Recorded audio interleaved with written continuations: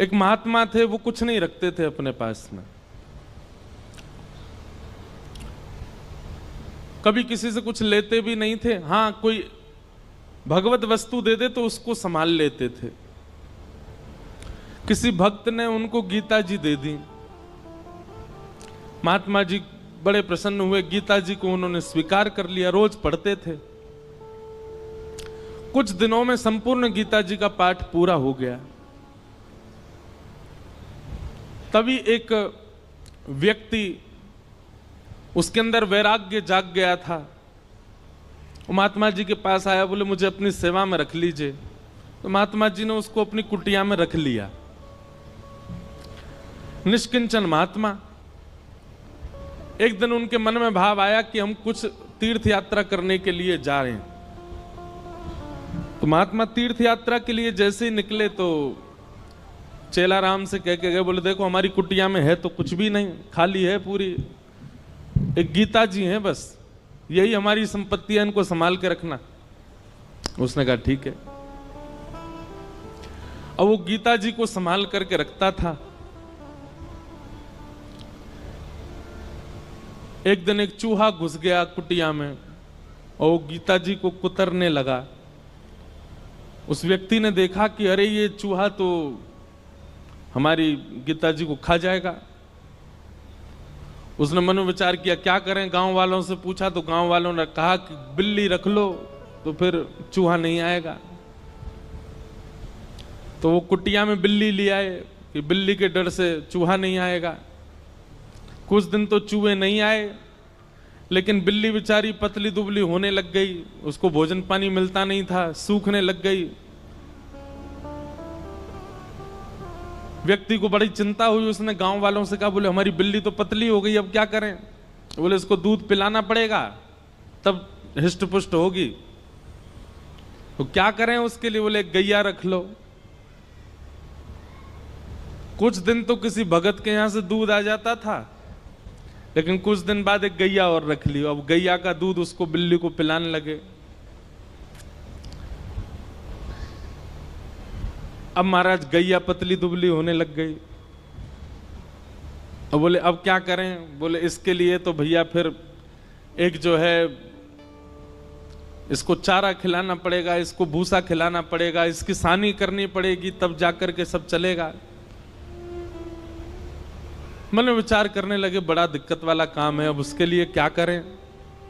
तो बोले एक काम करो, एक दासी रख लो, वही घर को संभाल लिया करेगी, वही गैया की सेवा कर दिया करेगी, दूध निकाल के आपको भी पिला देगी, बिल्ली को भी पिला देगी। वो ठीक है, दासी रख ली।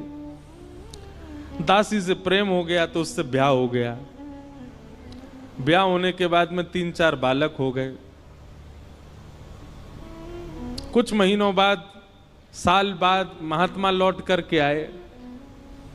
महात्मा जी ने अपनी कुटिया में जीवन में कुछ नहीं रखा, केवल गीता जी रखी थी। आज जब लौट करके आए तो क्या देखा?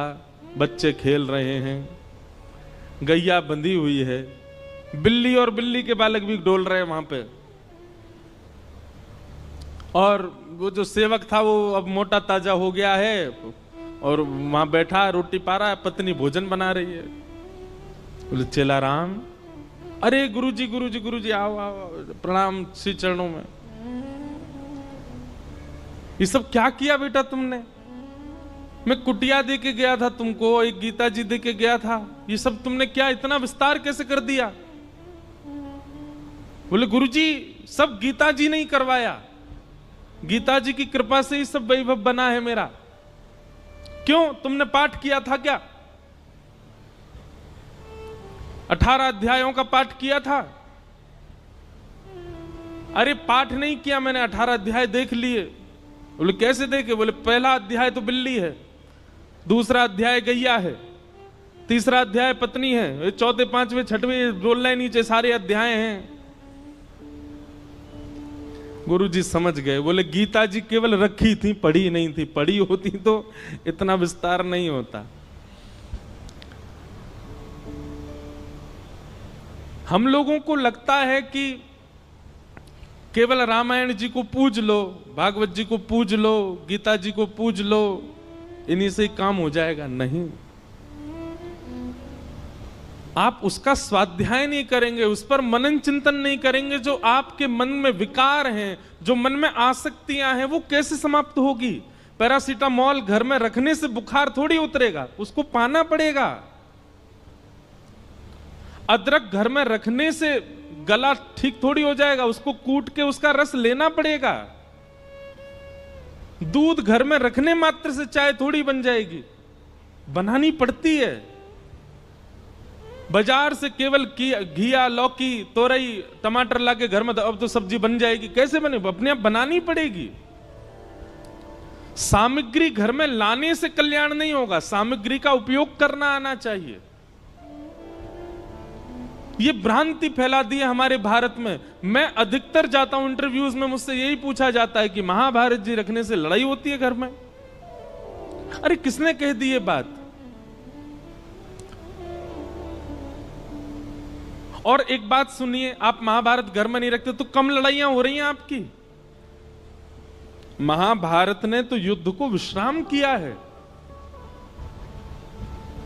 हमारे शास्त्र कहते हैं यन्ने भारत तन्ने भारत।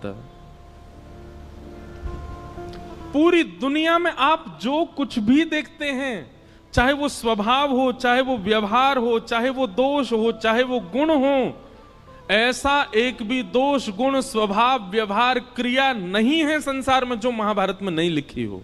सब लिखा है। कई ऐसे व्यवहार हैं जिनका अभी तक प्रादुर्भाव नहीं हुआ, वो हमारे बच्चे, उनके बच्चे देखेंगे। जैसे हमारे दादा परदादाओं ने आज का युग का जो व्यवहार है ये नहीं देखा था। अब कई कई नए नए व्यवहार आविष्कृत हो रहे हैं ना, जैसे जैसे कलयुग आगे बढ़ रहा है। सब लिखा है महाभारत में। और जो महाभारत में नहीं लिखा, हमारे संत जन कहते हैं वो दुनिया में आपको कहीं देखने को मिलेगा ही नहीं। सब कुछ है महाभारत में। महाभारत का छोटा सा अंश है भगवत गीता, जिसने पूरे विश्व को ज्ञान दे दिया। समझो महाभारत कैसा होगा।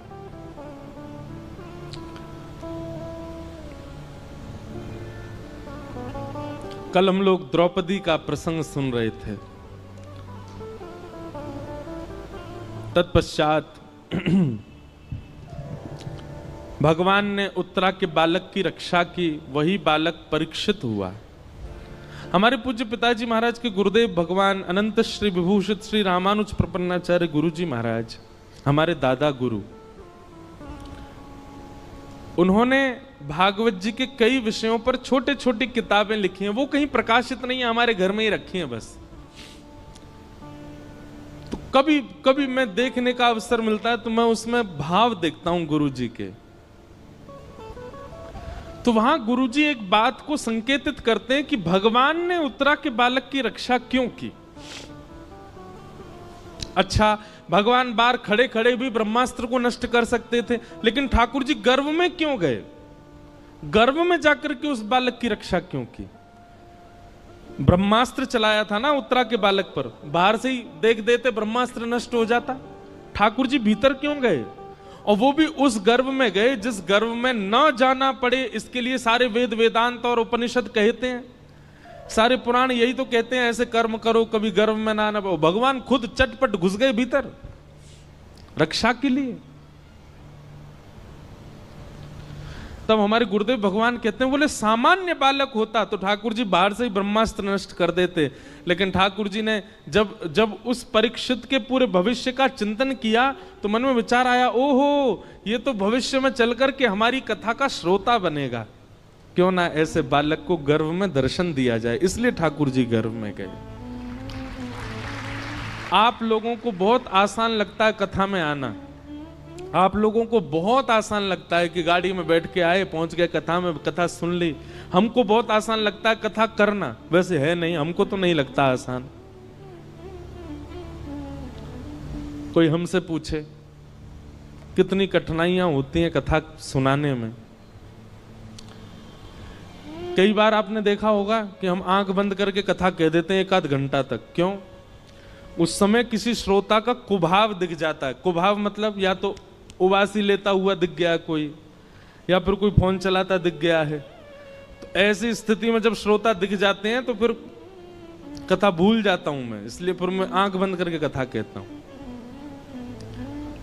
हम मना क्यों करते हैं कि जब हम मंच पे आए तो हमको स्पर्श मत करो, उसके पीछे कोई और बात नहीं। ऐसा नहीं कि मेरे अंदर बहुत पुण्य है इसलिए मना कर रहा हूं। मैंने अनुभव किया है कि कई बार लोगों के स्पर्श से हम जितने भावना बना करके आए मंच पे आके सब भूल जाता हूं मैं। आप तो सद्भाव से स्पर्श कर रहे हो, पर किसी का कोई भाव ही नहीं है, वो देखा देखी स्पर्श कर रहा है। इसीलिए दूर से प्रणाम करो, आपको ही फायदा मिलेगा, हम कथा अच्छे से सुना पाएंगे। पर जब बहुत ज्यादा लोग स्पर्श कर देते हैं तो मैंने देखा है कि मेरे भाव जितने होते हैं शून्य हो जाते हैं। कथा करना भी बड़ा कठिन है, पर कथा सुनना भी बहुत कठिन है। कथा में बैठना, बैठ करके बहुत देर तक श्रवण करना, और केवल श्रवण नहीं, उसका निरुध्यासन करना, उसको समझ करके जीवन में उतारना, ये भगवत कृपा के बिना नहीं हो सकता।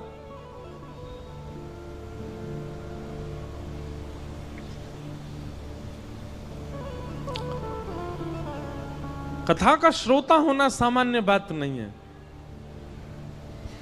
निश्चित ही ये बात आप लिख लीजिएगा, प्रमाणित है।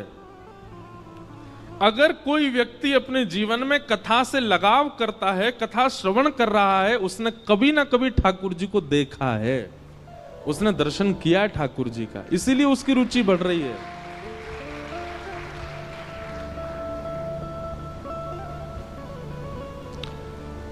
क्यों इतना आनंद आता है सुनने में, क्यों इतना सुख मिलता है आपको? क्योंकि कभी ना कभी आपके जो भीतर चित्त है, आपकी जो आत्मा, उसने कभी अनुभव किया है ठाकुर जी का। इस जन्म में नहीं तो गर्भ में किया होगा, गर्भ में नहीं तो पूर्व जन्म में किया होगा, कभी तो किया है। तभी आपकी रुचि बढ़ रही है, तभी कथा सुनते सुनते नेत्र सजल हो रहे हैं, कथा सुनते सुनते प्रसन्नता हो रही है, कथा सुनते सुनते रोंगटे खड़े हो रहे हैं। ये सब विचार, ये सब प्रभाव हमारे ऊपर क्यों हो रहे हैं? क्योंकि कभी ना कभी तो ठाकुर जी का दर्शन हुआ है हमें।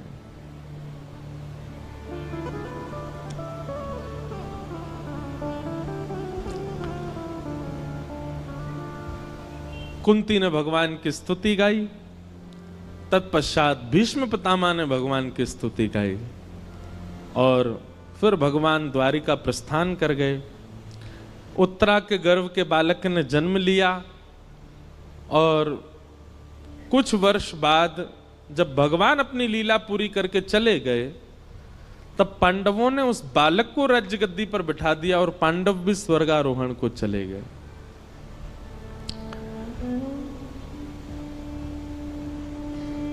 परीक्षित धीरे धीरे बड़े हुए, उनका विवाह हुआ, जन्मेजय आदि पुत्र हुए। अब यहां पर एक बहुत अच्छी बात है, पता है? बटुक जी भी बैठे हैं, कई सारे विद्वान भी बैठे हैं। अधिकतर व्यास कहते हैं, हम भी कहते थे पहले कथा में, कि कलयुग को 5 स्थान दिए, और उन 5 स्थानों में एक स्थान जात रूप मदात प्रभो सोने में निवास दिया। अभी हम इसका विस्तार करेंगे, बस ये कुछ व्यास बैठे हैं सन्मुख, उनको बता रहे हैं। और उसके बाद परीक्षित ने आकर के मुकुट पहन लिया, जिसकी वजह से उनके मस्तिष्क में कलयुग प्रविष्ट हो गया। पर यह कथा भागवत में लिखी नहीं है। परीक्षित जी ने कोई मुकुट नहीं धारण किया, बल्कि श्रीमद् भागवत जी में तो स्पष्ट ऐसा लिखा है कि जब तक परीक्षित जी पृथ्वी पर थे, कलयुग थर-थर कांपता था। कलयुग ने अपना प्रभाव डाला ही नहीं कहीं पर भी। तो फिर कहते हैं, फिर परीक्षित की मति कैसे बिगड़ी? उन्होंने एक संत का अपमान कैसे कर दिया? तो यहां भाव बताया गया, क्षुधा, भूख। इतनी भूख लगी थी उनको, इतनी प्यास लगी थी कि भोजन और प्यास का मारा व्यक्ति कुछ भी कर सकता है। इसलिए व्यक्ति को अत्यंत भूखा भी नहीं रहना चाहिए, क्योंकि अत्यंत भूख जो होती है, कलयुग उस पर भी प्रभाव डाल करके उससे गलत करवा देता है।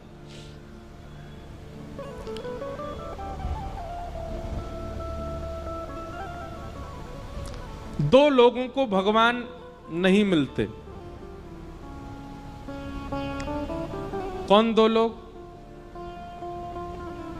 बहुत खाने वाला और बहुत सोने वाला। पहला, जो बहुत खाता होगा और बहुत ज्यादा ही सोता होगा, समय से ज्यादा सोता है। अच्छा देखो, एक हमारे जैसे सोने वाले हैं। हमारे जैसे सोने वाले मतलब जिनकी 4-4, 5-5, 6-6 महीना की नींद बकाया है। कभी कभी नींद आती है तो खूब देर तक सो लेते हैं, पर कभी कभी सो पाते हैं हम।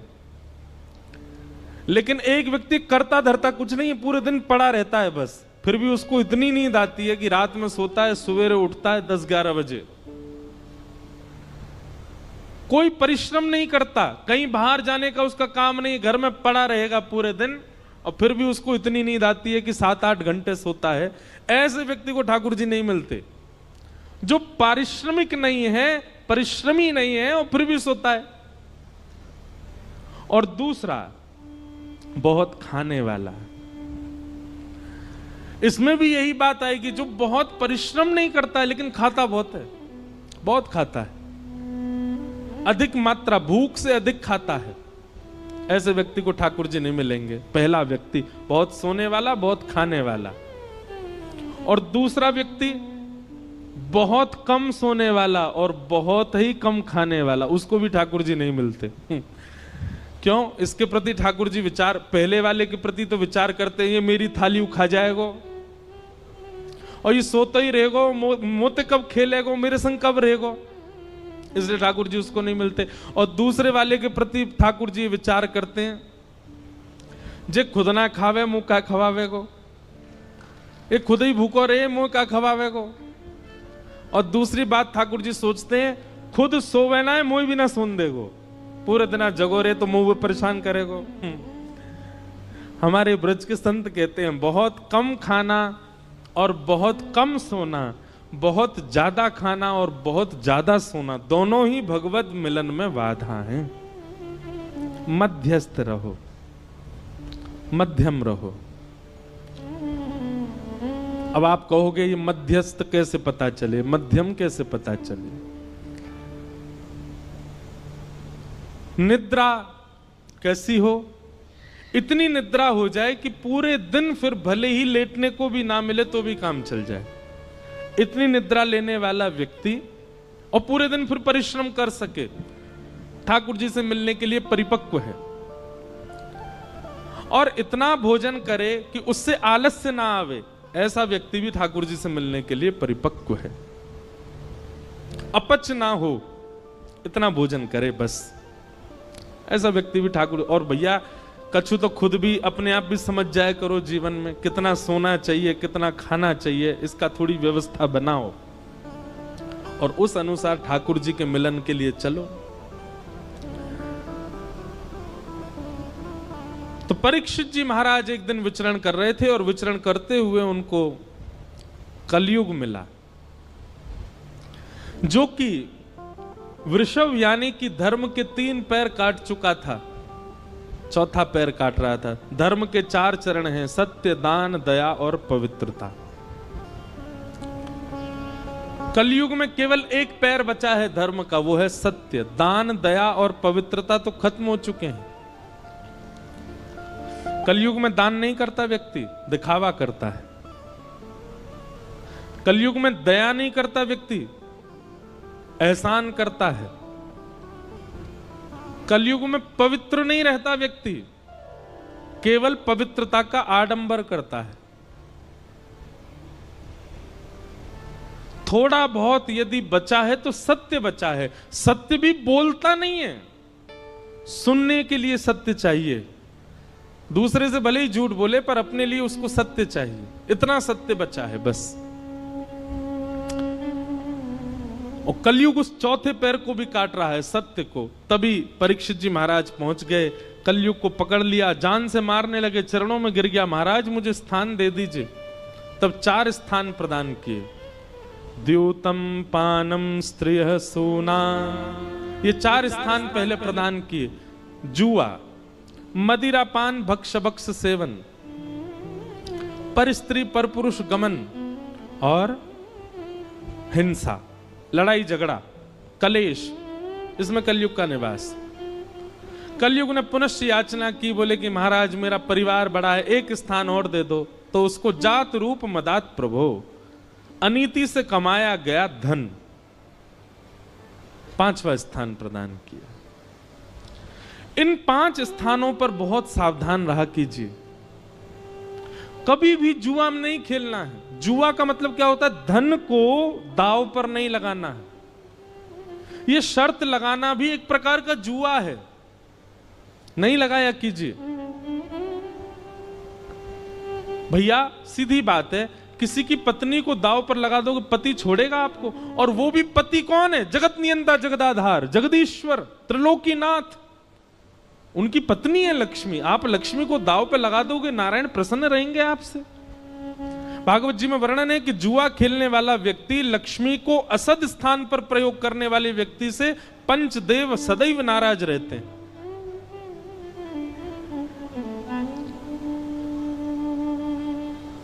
कई बार हमने देखा कि जुआ खेलने वाले व्यक्ति प्रारंभिक स्थिति में बहुत धन कमा लेते हैं, बहुत ऐश्वर्य भोग लेते हैं, सब सुख संपत्ति होती है। एक बात याद रखिएगा बंधुओं, बहुत ध्यानपूर्वक सुनो।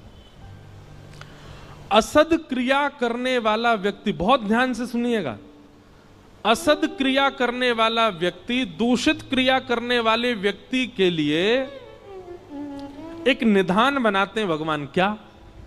जैसे भगवान दिखते हैं कि गलत कर रहा है, तो उसके इस जन्म के एवं उसके आगामी जितने जन्म हैं एवं पूर्व के जन्मों के जितने भी पुण्य हैं, जितने भी सुख हैं, जितनी भी समृद्धियां हैं, सब एक साथ ठाकुर जी उसको देख करके भुगवाते हैं। जल्दी इसका कोटा खत्म करो, जल्दी जल्दी इसको खवाओ। समझ में आई बात? थोड़ा और समझो। मान लीजिए कोई व्यक्ति है और वो गलत काम करता है, पाप करता है, वो सब क्रिया करता है जो वेद विरुद्ध है। ठाकुर जी एकाध बार तो प्रयास करते हैं कि सुधर जाए, लेकिन वो एकाध बार में भी जब नहीं सुधरता है तो ठाकुर जी कहते हैं ठीक है, तो अब इसका स्वभाव बन ही चुका है, इसको पाप करना ही है, इसको गलत करना ही है, तो फिर इसके जन्म में, इसके जीवन में जितने भी सुख समृद्धियां आने वाली हैं, एक संग सब इसके जीवन में दे दो। उसके पास धन भी आ जाएगा, उसके पास संपत्ति भी आ जाएगी, वो जो चाहेगा उसको मिलने लग जाएगा। लेकिन वो यह नहीं समझ पाता है कि मेरा खाता खत्म किया जा रहा है जल्दी जल्दी। एक साथ सब भुगवा करके फिर ठाकुर जी उसको ऐसा गिरते हैं, ऐसा गिरते हैं, जैसे उसका शून्य हो जाता है खाता, फिर वो जीवन में उठ नहीं पाता। इस जीवन में नहीं, कितने जन्मों तक नहीं उठ पाता। और भक्ति करने वाले के साथ उल्टा होता है। जैसे ठाकुर जी देखते हैं तिलक लगाने लग गया, कंठी पहनता है, माला जप करता है, नित्य हरिनाम संकीर्तन करता है, कथा श्रवण करता है, तो ठाकुर जी कहते हैं इसके जीवन में जितने दुख आने वाले हैं, इसके अनेक जन्मों में जितने दुख आने वाले, सब भुगवा के इसके सारे खाते खत्म करो दुख के। और एक साथ ठाकुर जी भुगवा भुगवा करके सब नष्ट कर देते हैं, शून्य कर देते हैं। और जैसे ही उसका खाता शून्य होता है, ठाकुर जी आकर के उसको हृदय से लगा लेते हैं। कभी कभी बंधुओं एक बात कहे हम, कभी कभी आप जो चाहते हो वो होने लग जाता है, सब कुछ बहुत अच्छा अच्छा चल रहा है, और इसके बदले में आप ये भी जानते हो कि आप पाप करते हो, आप वो सब क्रिया करते हो जो वेद विरुद्ध है, जो शास्त्र विरुद्ध है, और फिर भी आपके साथ सब कुछ अच्छा अच्छा होता है, तो संकेत समझ लेना खाता खत्म किया जा रहा है अच्छाई का।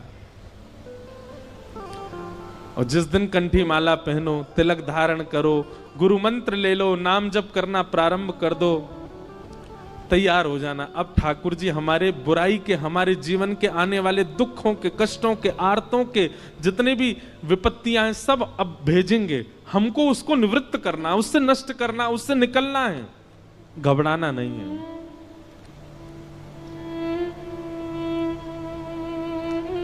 क्योंकि कई बार लोग मिलने आते हैं तो मुझसे कहते हैं कि वो देखो महाराज जी इतना पाप करता फिर भी उसके जीवन में इतनी प्रसन्नता। अरे आपको नहीं पता है, उसका खाता खत्म हो रहा है अच्छाइयों का।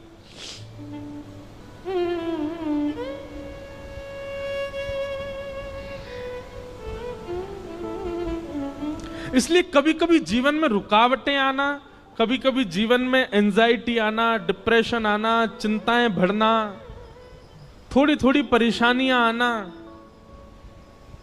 इनसे समझा करो कि नहीं हमारा जीवन ठीक चल रहा है। और कुछ हो ही नहीं रहा है, 5 साल हो गए, सब बढ़िया ही बढ़िया चल रहा है, कुछ कोई दिक्कत ही नहीं आती, कभी कोई रुकावट ही नहीं आ रही, कभी चिंता ही नहीं हो रही, कोई परेशानी ही नहीं आ रही। घबरा जाना, हे नाथ जरूर आप कुछ भयानक करने वाले। समुद्र में जब सुनामी आने वाली होती ना, लहरें धीमी कर देता है समुद्र, शांत हो जाता है समुद्र और धीरे धीरे पीछे जाने लग जाता है। तो किनारे वाले लोगों को लगता है अरे ये तो अंदर जा रहा है, और अंदर चलो, और अरे ये तो अंदर जा रहा है, अरे शांत हो गया, देखो लहरें ही नहीं आ रही हैं। और फिर अचानक से एक ऐसा ज्वार भाटा आता है, सब नष्ट कर जाता है। सुनामी देखिए कभी आपने? भोपाल में काय को आएगी सुनामी? समुद्र ही नहीं है। हमने सुनामी तो नहीं देखी, पर सुनामी के बाद का समय देखा। 2004 में आई थी भारत में। हम गए थे चेन्नई, छोटा सा था मैं। उसके बाद सुनामी के बाद का समय। और कभी देखना हो ना तो कभी रामेश्वरम जाइए, और रामेश्वरम दर्शन करके फिर आप जब धनुषकोडी जाएंगे तो बीच का जो मार्ग है वहां देखेंगे दोनों तरफ समुद्र है, इधर भी समुद्र, बीच में रास्ता। तो वहीं एक गांव हुआ करता था किसी समय पर, वो सुनामी में आज भी पूरा गांव वहां दिखता है, टूटे हुए घर, बहुत भयानक। हमारी कथा अभी रामेश्वरम में